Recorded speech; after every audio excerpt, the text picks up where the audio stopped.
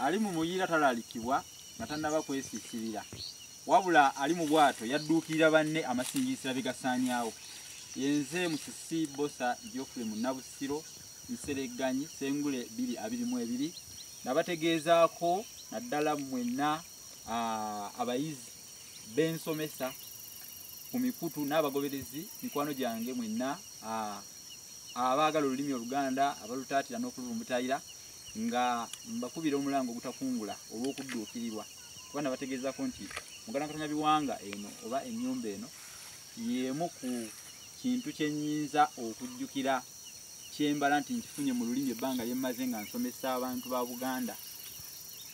Mujjukire nti nawangula empaka eza Engule naye bwe nazimba ennyumba eno yannemerera saagimaliriza olw'ensonga nti yali yeetaaga okusereka yeetaaga okuggala ebintu bino sente zaaliwo ze nnafuna zaali ntono okubimaliriza byonna era saabimaliriza. Kale nsaba mmwe mikwano gyange abangoberera abazira kisa nti munkwatireko mmalirize ennyumba eno ate nange manye nti olulimi ddala wamma kyekyo kyendubazeemu kyenfunye mu lwo ne bwe ndiba ngenze ku lukuusi nga mumaliddeko etonotono nga ndebasudde eringi nja kuba nga nkibala era nga ngenda ndi mumativu. Kale saagadde ngende nantonokeze oba kugenda ng'oli agenda n'eggogonyo.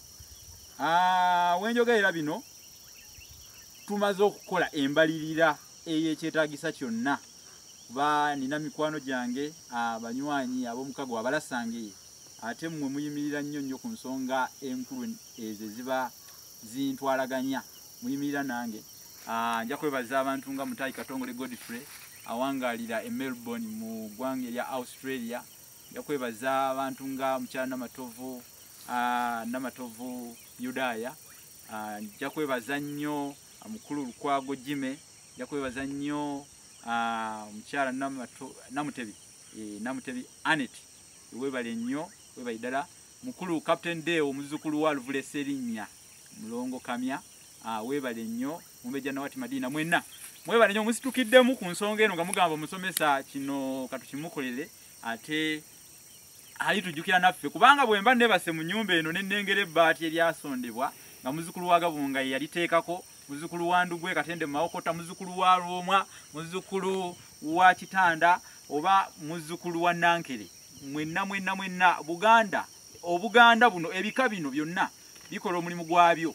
So ne ku nsonga ey'omuntu alwanirira olulimi nga nze ekyo muba nga mwevuddemu ng'atuga omulalu oba nga mufunvubidde ng'akaaluka mu jjimba ebaza twabaliridde kubanga bantumye ne bangamba nti bo baagala ekifo nkituukeko bakirabe ennyumba yiyo mugiraba bulungi muganda wange ali ku kamera agibalaga ekifo kye kino era nga mugiraba emiryango giiryo enzigi muziraba eziriko enzigi nnya emiryango giri tubaze emiryango okusooka tubaze guno ogwa wano kuba kasita okuggala guno ogwa wano ye ebirala bijja kwekola byokka n'olwekyo sirinze kandi ne muganda wange agenda okuzimba ennyumba eno kubanga ye mukugu yagenda okukomerera era nsaba muganda wange ojje oneeyungeko kubanga bino bya kikugu nnyo sobola kubinnyonnyola ebyekizimbi wano ebyetaagisa ambalidde buli ekyetaagisa kyonna kuba musaini muganda nti nno kati wano tubale buli kimu kye twetaaga okuba nti ennyumba tugimaliriza era nsaba onyambe okubayitiramuuko mu byetaago bino nga bwozze nga obiwandika. Tugenda kugatta n'ensimbi ezo kuba tugenda kugaa nti tubaliridde amabaati ga zino tubaliridde buliti za kino tugende mu maaso. Nyanziza nnyo mpozi soko weeyanjuleko katono bakutegera erinnya. Amanya gange nze Kirungi Rasto Nedira Mpologoma. Oli muzukulu wa Namuguzi Lwadda mu Kyaddondo. Ogenda kugenda mu byafaayo nno kubanga ennyumba gy'ozimba ya Ssengule esebo.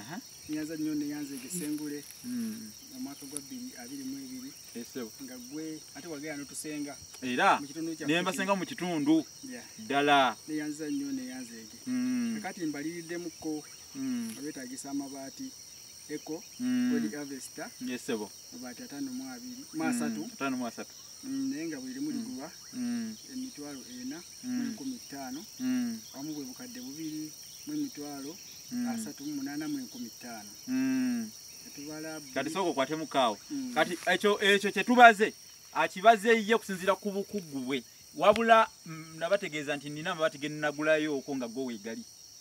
N'olwekyo kati essaawa ya leero ku mabaati ago tujja kwongerako amabaati 23 kwago tugende mu maaso.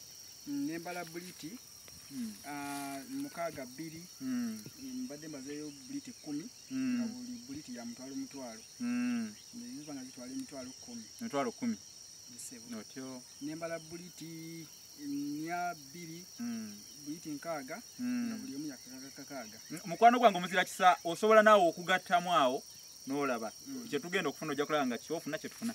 Ne bange malawo emitwalo 36. Weewaawo. Nembala katiko ojja kwongera ku ddoboozi. Nembala katiko ya inchi 6 nembala kiro 6. Weewaawo. Nembala inchi 5 inchi 6 kiro 6 ngemalawo emitwalo 3. Inchi 5 kiro 6 nazimalawo emitwalo 3.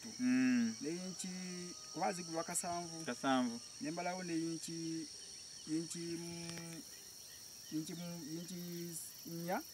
nayo kiro 6 nazimalawo emitwalo 3. Nembala wamunga zitwalawo sente emitwalo 11 mu 8. Wow. Nembala inchi 3 nebo omugattako kiro 4 nazo zibeera nga emitwalo 2 mu 8 naye zonna ziri wamu ku sente ziri wakwati mbale sikikoze mbale sikikoze. Kati mu bufunze ezo ziri mmeka eza misumaali egyo gyogambye? Zikira 22. Ezo je emitwalo 11 mu 8. 11 mu 8. Kati nembala katiko zikiro 8 mu 8 6 mu 14. Emitwalo 6 mu 14. Nembala buno babuyita bulabazineero obukwata mu mabaati. Rabaneero Bucket nya. Buli mu 15 je emitwalo 2. Nembala obutimba 2 nga buli kamu katwala emitwalo 4 n'ekitundu emitwalo 9. Nembala soft pan buno bukwata ku bisenge bukwata buliti nembuba gundi lolo 2 emitwalo 4 emitwalo 8. Weewaawo. Nembala cement ensawo 2 je emitwalo 7. Nembala emigongo 21 lesebo buli mu emitwalo 15 je emitwalo 10 je emitwalo 2 mu gumu gutwala buli gumu kwa gumu nya. Kati nembala inchi emu n'ekitundu kiro 4 buli emu nga yakanana je emitwalo 3 mu 6. Kati tugenze baliramu nga bigenda malawo obukadde mu emitwalo 52 mu 9. Tugenda ku enzigi kati awo tugenda okugiggala bannange ku luno nyongera okubaga nge nja kukumanya kimunnange gwe nkuba enduulu todduukirira. Tugende mu maaso. Nembala oluggi oluyingira nga bwe mulwengera wali eri. Oluggi luno mu ngeri enjawulo baalukoze nga luliko n'eddinisa lyalwo. Obola ogenda kuwulira agenda kunnyonnyola ebbeeyi yaalwo. Tusobola n'okugendawo. Oluggi lwe luno lwabadde abagamba. Muganda wange ali ku kamera ndowooza lubalaze bulungi oluggi. Luli wano oluggi naye lulina eddinisa lyalwo. Lwameka olwo? Olwa mitwalo 6. Netubala olwakasitoowa lwa mitwalo 3. Netubala amadinisa 3 buli dinisa lya mitwalo 25 yali bayitwala emitwalo 7.5. Kabasirumu windo ka mitwalo 8. Weewaawo. Amu kakadde kamu emitwalo 3. Kati tuddira akakadde akamu emitwalo 3 tukagatta ku zirize yasoose okutugamba wali mu by'okukomerera byonna misumaali payani biki ebyo. Amu ne libuba obukadde 5 mu emitwalo 25 mu 9. Kadde 5 mu emitwalo 25 mu 9. Kakati akuwadde omuwendo ogwo gwawamu muganda wange oba Sseruganda oba Nanganda atugoberera naye ye nga ye omukozi kye bayita labor mu lulimi olunyanyimbe. Ezizo nazo tuzigatteko emitwalo 3. agenda kutukolera emitwalo 3 kati nno weewuunye ezo sente azinkoledde nga Ssengule agambye nange ekitafaali kandigatte ku lulimi lwange kuba ndi muzzukulu wa Namuguzi neddira Mpologoma ate omusajja wuuno nina nange okumuyozaayoza okuba nti yawangula ku lulimi lwe ate n'ekirala yatusenga n'agamba nti sitera kolera bbeeyi ekitone nnyo aba akolera mitwalo ng'ana naye agambye nti ku lwa Ssengule ajja kubaako naye percentage gyanyigamu nkwebaza okuba nti nno naawe ongasseeko ettaffaali weebale nnyo weebalire ddala era abeddira Empologoma mwenna muzaale abaana balina emyoyo egyagaliza muzaale abaana bangi weebale nnyo muzzukulu wa Namuguzi n'okulambulula ensonga bulungi nnyo mwebale nnyo nammwe abatugoberera so nkusaba gwe wenna ali eyo atugoberera era andaba ku mukutu guno ogw'olulasangeyo gwa YouTube ogwa TikTok ogwa Facebook kyolina kyonna obubaka buyita ku 078M599 kanjiddemu 078M599 kino tusobola okukikola ate mu kaseera mpawe kaaga nga n'entoteka tennaba kwetoloola kyansimbagano mbabagulizaako ng'olugi lw'ebibo kubanga omuvubuka atanyumya mbuzi yazigeye bwegwa mu mazzi ekala lwaggulu obadde olumanyi musajja nga amanyi Oluganda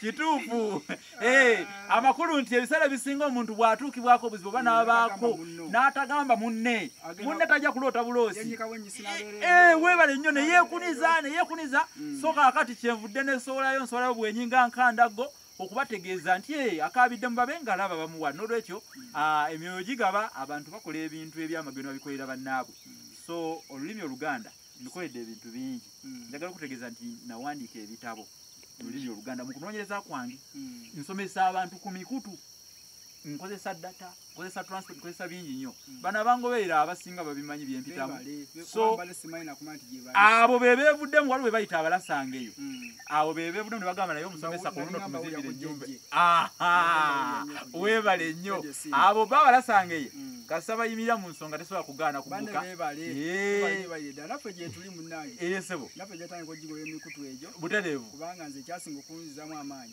sebo nali nga mbeera saidi zeeyo omutalo gwaffe gwego bayitayo batya kifunfugu Nakaseke district omuluka ki omuluka tuli mu Gwempwe egombolola yekasa ng'ombe district ye Nakaseke naye nga tulina essaza lye erya Bulemeezi embuga ey'Ebbowa ey'essaza obadde kumpi nenga mbeera bagamba ennyumba ya Ssengule nenga mutuufu mbadde mbisaba ebbanga ddene bambi nga ndaba ennyumba ngiraba nogamba gateggwa bambi n'okwatibwako kyova olaba yennyininyini yangaye nti nandikoledde emitwalo 4 naye nga bwoli Ssengule yakukomerera ennyumba eyo eggwe ku mitwalo 3 gokka bwe gati so nja kumwebaza kifunfugu nekifunfugu kitegeeza ekisaaganda kya ssere ekifunfugu ndoza so erinnya ly'ekyalo gy'ova bwe ndiwulidde ne neewuunya waliwo n'ekifunfugu ekitole ky'ettaka efunfugwe amafunfugwe kati nno tulina omubala waffe tugamba nti abalasange mugundiire kitumbi atumbiire ffenna emba bye tubabire n'abalire abalire kalo bazibalira zibalire n'olugembya lukalire enkayira zireetwe ebikayiro bikalire amakali kaligagabulwe Oluganda luwulirwe Oluganda lusomebwe Ssaabasajja Kabaka awangaale.